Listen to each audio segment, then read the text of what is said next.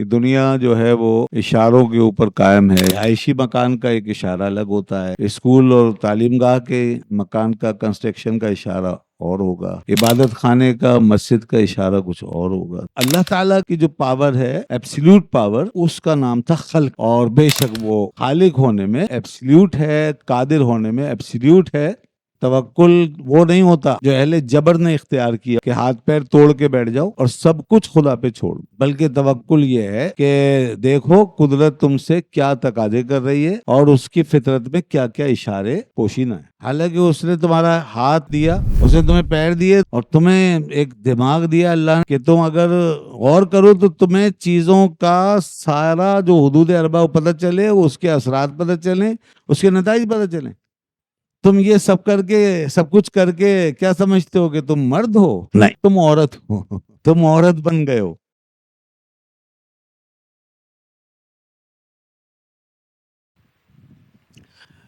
در اشارت ہا شراب بینی زنی، مرد پنداری و چم بینی زنی.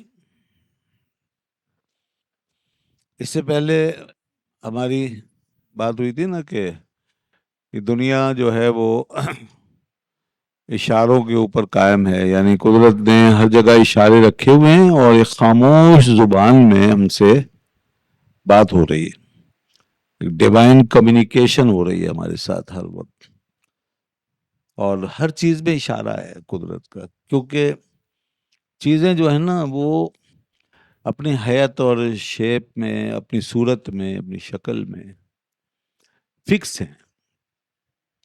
ہاتھ کی اپنی ایک حیت ہے تو پیر کی اپنی ایک شکل ہے، ٹھیک ہے نا. تو تمام چیزوں کی جو جیسے حیت جو ہے مخصوص ہے، شکلیں مخصوص ہیں.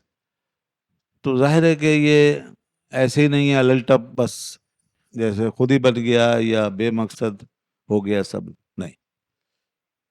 جب کوئی چیز اتنے منظم طریقے سے نظر آ رہی ہو، ایسی منظم جب کوئی چیز ہو تو اس میں پھر ضرور حکمت ہے، اس میں اشارہ ہے.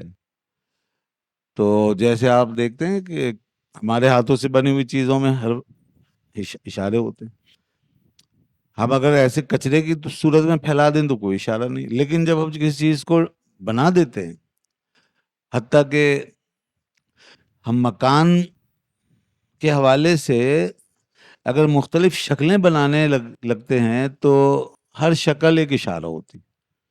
مثلا رہائشی مکان کا ایک اشارہ الگ ہوتا ہے، اسکول اور تعلیم گاہ کے مکان کا کنسٹرکشن کا اشارہ اور ہوگا، عبادت خانے کا مسجد کا اشارہ کچھ اور ہوگا. تو یہ سب خود ہی بتائے گی چیز. تو وہی بات پیچھے فرمائی تھی کہ دیکھو قدرت کے ان اشاروں کو سمجھو اور ان اشاروں پہ چلو. یہ اشارے اس لیے نہیں ہیں کہ تم ڈٹرمنسٹ ہو جاؤ، یعنی جبریہ بن جاؤ اور تم جو ہے وہ فیٹلزم کے قائل ہو کر بیٹھ جاؤ، تو پھر یہ سارے اشارے بیکار ہو جائیں گے. تو اس لیے جبر یہ جو ہے نا، یہ اس کائنات کی بناوٹ جو ہے اس کے خلاف ہے. جبر کا جو عقیدہ ہے نا، اس میں جو ایک بڑا باریک نقطہ ہمارے پاس آ رہا ہے، ہمیں مل رہا ہے، وہ یہ کہ جبر جو ہے وہ اس کائنات کی بناوٹ کے بالکل اپوزٹ ہے.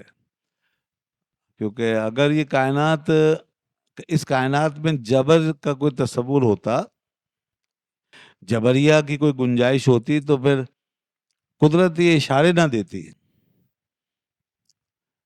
تو قدرت اشارے بھی دے رہی ہے، ہمیں اسپیس بھی دے رہی ہے، اور ہمیں یہ بتا رہی ہے کہ تمہارے کرنے کے کام بھی ہیں.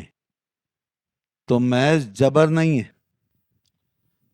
محض جبر نہیں ہے، بلکہ تمہارے لیے اسپیس ایک رکھی ہوئی ہے جس میں تم کام کر سکتے ہو. اس کو ہم نے پیچھے کہا تھا کمپیٹیبلزم. تو ایک کمپیٹیبلزم جو ہے نا وہ ہے یہ ہمارے اور قدرت کے ساتھ. تو مطلب یہ ہے کہ اس کی ایبسلیوٹ پاور کے باوجود، ایبسلیوٹ اتھارٹی کے باوجود، ہم بھی، ہمارا ارادہ، ہماری ول بھی کمپیٹیبل ہے، اور ہمارے لیے بھی اسپیس ہے. اور اس اسپیس کا نام کیا تھا؟ کسب. وہ چیز کیا ہے؟ کسب. اور جو اللہ تعالیٰ کی جو پاور ہے، ایبسلیوٹ پاور، اس کا نام تھا خلق. اور بے شک وہ خالق ہونے میں ایبسلیوٹ ہے، قادر ہونے میں ایبسلیوٹ ہے، لیکن ہمارا کسب جو ہے اس کو بھی اس نے اسپیس دے دیا اور اس طرح کمپیٹیبل کر دیا ہمارے معاملے کو. تو حضرت مولانا روم رحمۃ اللہ علیہ اسی اسپیس کے اندر ہمیں دعوت دے رہے ہیں جبریت سے بچنے کی اور کسب کو اختیار کرتے رہنے کی. تو گویا توکل کی جو ڈیفینیشن یہ شعر کی زبان سے آ رہی ہے اور اب تک جو بات چل رہی ہے کہ توکل وہ نہیں ہوتا جو اہل جبر نے اختیار کیا ہوا ہے، ڈٹرمنسٹ نے اختیار کیا کہ ہاتھ پیر توڑ کے بیٹھ جاؤ اور سب کچھ خدا پہ چھوڑ. بلکہ توکل یہ ہے کہ دیکھو قدرت تم سے کیا تقاضے کر رہی ہے اور اس کی فطرت میں کیا کیا اشارے پوشیدہ ہیں، تو ان اشاروں کو سمجھو اور اس پہ چلو. ابھی وہی بات آگے بڑھا رہے ہیں. فرمایا در اشارت ہا شراب بینی زن، اس کے اشاروں کے اندر تو جو ہے نا بینی زنی ناک چڑھاتا ہے. بینی زنی کا ناک چڑھاتا ہے، اس کے اشاروں سے تو ناراض ہوتا ہے، اس کے اشاروں سے تو گھبراتا ہے اور ان اشاروں کو چھوڑ کے بھاگنا چاہتا ہے. یعنی کہ تو جبر کی پناہ گاہ میں چھپنا چاہتا ہے اور جبر کی آڑ لینا چاہتا ہے کہ کچھ نہ کرنا پڑے اور یہ اشارے سب میرے لیے بیکار ہیں. تو یہ سمجھتا ہے کہ تو ان اشاروں کو چھوڑ کے بھاگ جائے گا تو کامیاب ہو جائے گا. یہ ہے. تو یہ جبریہ کا یہی حال ہے. اور ہمارے یہاں سست قائل لوگ، ان سب کا یہی حال ہے. گو کہ وہ نظریاتی طور پہ جبریہ نہیں ہوتے مگر عملاً جبریہ ہیں اپنے عمل سے، کہ وہ کچھ کرنا نہیں چاہتے، بس جیسے انتظار میں رہتے ہیں کہ خود ہی ہو جائے گا سارا کا. یا جہاں کرنے کا ہے نا وقت، وہاں کچھ اور کرنے لگتے ہیں، یعنی دعاؤں میں وقت پاس کر دیتے ہیں یا وظائف وغیرہ میں اپنے ٹائم گزار لیتے ہیں سارا، اور سمجھتے ہیں بس میں کچھ نہ کروں اور بیٹھے بیٹھے کوئی چمتکار وہ ہو جائے، کوئی معجزہ ہو جائے، کوئی کرامت ہو جائے. تو یہ اعتقادی طور پہ جبریہ نہ صحیح، لیکن عملی صورت ان کی اہل جبر والی ہی ہے.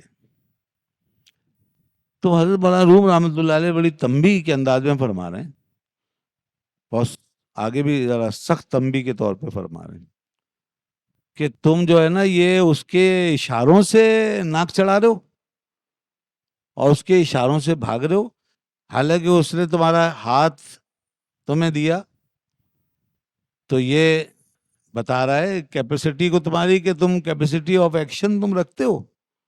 اس نے تمہیں پیر دیے تو یہ بتا رہا ہے کہ تم زمین میں اپنی اسپیس میں گھوم پھر سکتے ہو اور تمہیں یہ دنیا ایک بڑی میدان کی طرح ملی ہوئی، اور تمہیں ایک دماغ دیا اللہ نے جس کے ذریعے سے تم سوچ سکتے ہو کہ جو کچھ ہے اس کی حقیقت کیا ہے، اور میں اگر یہ کروں تو اس کا کیا نتیجہ ہے اور نہ کروں تو اس کا کیا نتیجہ ہے. تو ایک ایسی عقل جو ہے تمہیں دی ہے کہ جس کو کہنا چاہیے کہ ریشنل ڈیلیبریشن تمہیں ایک دے رکھی ہے کہ تم اگر غور کرو تو تمہیں چیزوں کا سارا جو حدود اربع پتہ چلے، اس کے اثرات پتہ چلیں، اس کے نتائج پتہ چلیں. یہ ہے وہ ڈیلیبریشن. دیکھیں انسان کی بڑی خصوصیت ہے، انسان کو اللہ نے جامع طور پہ ایک سوچنے والی مخلوق بنایا. یہ جو ناطق کہتے ہیں نا اہل منطق، اس کو ناطق، حیوان ناطق، تو ناطق کے معنی میں بڑی گہرائی ہے. اس کو آپ اگر چاہیں تو ریشنل ڈیلیبریشن کہہ سکتے ہیں نطق کو، یعنی کہ یہ ریشنل تھنکنگ سے زیادہ ہے یہ ریشنل تھنکنگ سے بھی زیادہ ہے. ایک ہوتی ہے تھنکنگ کہ وہ خاص ایک کسی چیز میں ہوتی ہے, کسی پوائنٹ میں, کسی ایک بات میں آدمی کسی نقطے میں اگر غور کر رہا ہے تو یہ تو تھنکنگ ہے. لیکن اگر انسان کمپریہنسولی سوچے کسی چیز کے بارے میں, اس کی ساری حدود کے بارے میں, اس کے اثرات کے بارے میں, اس کے نتائج کے بارے میں, یہ سب سوچ سکتا ہے نہیں. پوری جو ایک جامع پلاننگ ہوتی ہے, یہ ڈیلیبریشن, یہ ریشنل ڈیلیبریشن ہے. اور یہ گویا وہ ریشنل تھنکنگ سے زیادہ ہے. تو حضرت مولانا روم رحمۃ اللہ علیہ کے اس ارشاد میں یہاں تک یہ اشارہ موجود ہے کہ تمہیں تو قدرت نے یہ سب کچھ دے رکھا ہے, اور تم بینی زنی, تم جو ہے وہ اس سے ناک چڑھا رہے ہو اور اپنا منہ بنا رہے ہو, اور یہ تمہیں برا لگ رہا ہے. اس لیے آگے کہتے ہیں مرد پنداری, مرد سمجھتے ہو تم اپنے آپ کو. تم یہ سب کر کے, سب کچھ کر کے کیا سمجھتے ہو کہ تم مرد ہو؟ نہیں, تم مرد نہیں بن سکتے. یہ تو عورتوں والے کام ہیں کہ جان چھڑا لی بڑے کام سے, کوئی ایسے بڑے مشن پہ وہ نہیں جا سکتی, کوئی بڑے کام نہیں کر سکتی. تو عورت تو بس اپنے جیسے آس پاس کے چھوٹے کام ہی کر سکتی ہے. تو یہ تو عورت والی شان ہے. اور تم کہتے ہو کہ تم مرد ہو, مرد پنداری, اور اپنے آپ کو سمجھتے ہو کہ اٹانومس تم ہو گئے ہو, جیسے کوئی بہت با اختیار مختار کل. بچن بینی زنی, اگر تم غور کرو نا, دیکھو ذرا اپنا حال, تو تم عورت ہو, تم عورت بن گئے ہو. مگر تم بزام خیش اپنے آپ کو مرد سمجھ رہے ہو, اور کام تمہارے وہ ہے کہ ایسے سارے جو جیسے ذمہ داریاں ہیں بڑی بڑی, اور بڑے بڑے تمہارے جو فرائض ہیں, اس سے تم جان چھڑانا چاہتے ہو, اور قدرت کے اشاروں کو اس طرف مشیر ہوتا ہوا نہیں دیکھنا چاہتے.